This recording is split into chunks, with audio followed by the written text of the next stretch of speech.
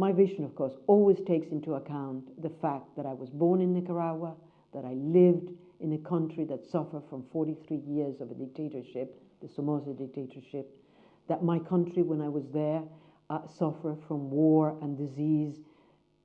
Some of those issues were raised by President Kennedy in one of his speeches. That I understand what it means to live under oppression, that I understand what it means to live in a poor country. Nicaragua today is still the second poorest country in the Americas hemisphere. Therefore, my vision for a more equitable, a more just society where there is respect for human rights, social and economic justice, will always, of course, address the issue of dealing with resolving the problem of poverty and hunger and disease in the developing world.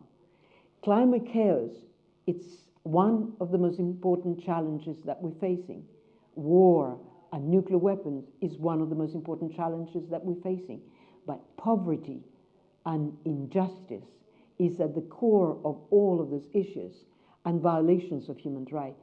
So my vision for the next 10 years is that we finally understand that in order to be effective, we need to have a coherent vision, a coherent policy, where all of those issues are part of the same thing, where it's not separate, there is not a separation between human rights, social and economic justice, and a sustainable development or protection of the environment, or that we cannot really tackle climate chaos if we don't think about climate justice and global justice.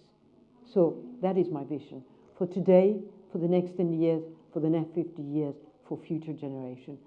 If we really want to do anything for our children, our grandchildren, and the children of those grandchildren, we need to really address those issues from that perspective.